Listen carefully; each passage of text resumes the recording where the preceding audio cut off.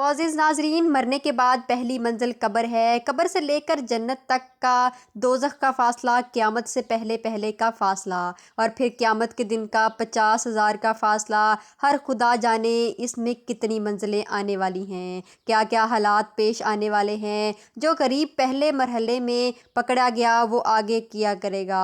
حق تعالیٰ شانہ ہماری حفاظت فرمائے۔ اللہ تعالیٰ ہم سب کی قبروں کو منور فرمائے قبر کے عذاب سے، اور جو چیزیں عذاب قبر کو ثابت کرنے والی ہیں اللہ تعالیٰ ہمیں ان سے بچائے۔ پیارے دوستو، قبر جنت کے باغیچوں میں سے ایک باغیچہ ہے، یہ دوزخ کے گڑھوں میں سے ایک گڑھا ہے۔ اور آج کل کے بیوقوف لوگ یہ پوچھتے تھے کہ قبر میں عذاب ہوتا بھی ہے۔ اللہ کے بندو، تم کس چکر میں پڑ گئے ہو؟ شیطان نے تم کو کس چکر میں ڈال دیا ہے؟ تم کو نبی علیہ السلام کی بات پر اعتبار نہیں؟ وہ کہتے ہیں کہ عذاب قبر ہمیں سنائی کیوں نہیں دیتا؟ یہ اس محبوب آقا علیہ السلام کی وجاہت کا سفیل ہے، یہ عذاب قبر سنائی نہیں دیتا کیونکہ ان حضرت صلی اللہ علیہ وسلم نے فرمایا، تم سے بن نہ پڑتی تمہاری زندگی اجیرن ہو جاتی اگر تم قبر کا عذاب سن لیتے۔ آپ صلی اللہ علیہ وسلم کے الفاظ مبارک، اگر مجھے یہ اندیشہ نہ ہوتا کہ تم اپنے مردوں کو قبر میں دفن کرنے چھوڑ دو گے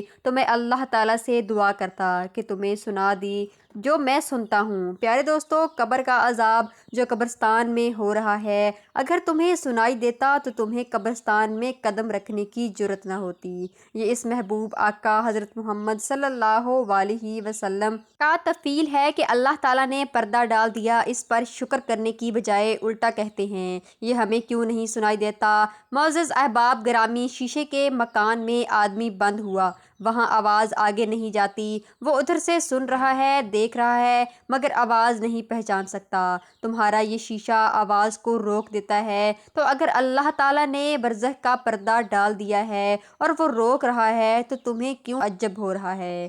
تم کیوں اصرار کر رہے ہو کہ ہمیں دیکھنا چاہیے اور ہمیں سننا چاہیے؟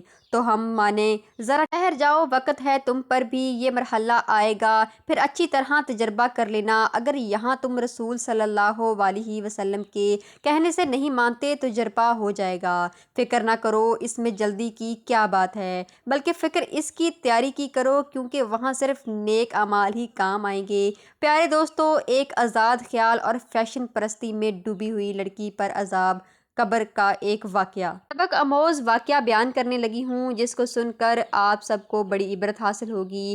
ویڈیو کو مکمل سنیں اور عمل کرنے کی کوشش کریں۔ واقعے کا آغاز کرتی ہوں۔ معزز احباب گرامی، یہ واقعہ ایک دکھیاری ماں نے بیان کیا ہے۔ وہ کہتی ہے کہ میری سب سے بڑی لڑکی کا انتقال ہو گیا، اس کی تجہیز و تکفین کرنے کے بعد اس کا نماز جنازہ ادا کی گئی۔ جب اس کی قبر تیار ہو گئی اور اس کو دفنایا جانے لگا تو تمام لوگ یہ دیکھ کر حیران اور پریشان ہو گئے، ان پر خوف چھا گیا۔ انہوں نے دیکھا کہ یکایک قبر میں 50-60 سانپ جمع ہو گئے اور وہ بری طرح پھنکارے مارنے لگے۔ تمام لوگوں نے ڈر اور خوف کی وجہ سے قبر کو بند کر دیا۔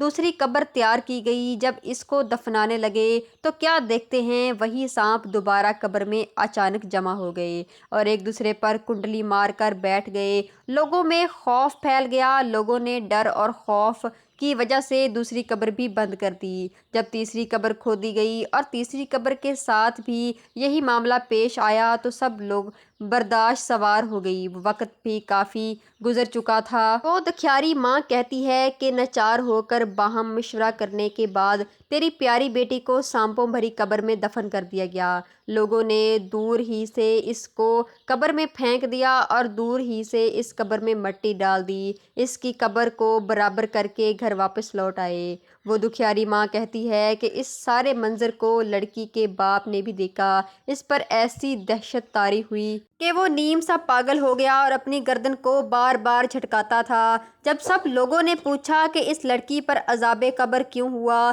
اس کی قبر میں اتنے خوفناک سانپ جمع ہو گئے، اس کی کیا وجہ ہے؟ خوف اور دہشت میں ڈوبے باپ سے تو کچھ بات نہ ہوئی۔ دکھیاری ماں نے بیان کیا کہ میری بیٹی یوں تو نماز روزے کی پابند تھی، نیکی کے کام بھی کرتی تھی، مگر وہ فیشن اور بے پردہ باہر گھومنے نکلا جایا کرتی تھی۔ جس کا فیشن محض لوگوں کو دکھاوے کے لیے ہوتا، وہ نامحرموں کے آگے بے پردہ گھوما کرتی تھی۔ وہ دکھیاری ماں روتے ہوئے کہ جب میں اپنی بیٹی کو سمجھانے کی کوشش کرتی تھی کہ وہ میرے ساتھ بگڑ جاتی، میرے ساتھ لڑائی جھگڑا کرتی اور مجھے ذلیل و رسوا کرتی، مگر وہ اپنی آخرت اور بھلائی کی باتوں پر کان نہ دھرتی۔ افسوس میری کوئی بات میری نادان بیٹی کی سمجھ میں نہ آتی تھی، جس کی وجہ سے اس کو یہ قبر عذاب ہوا۔ اللہ تعالیٰ ہمیں اس بات کو سمجھنے کی توفیق عطا کرے اور سمجھ کر اس پر عمل کرنے کی توفیق عطا کرے۔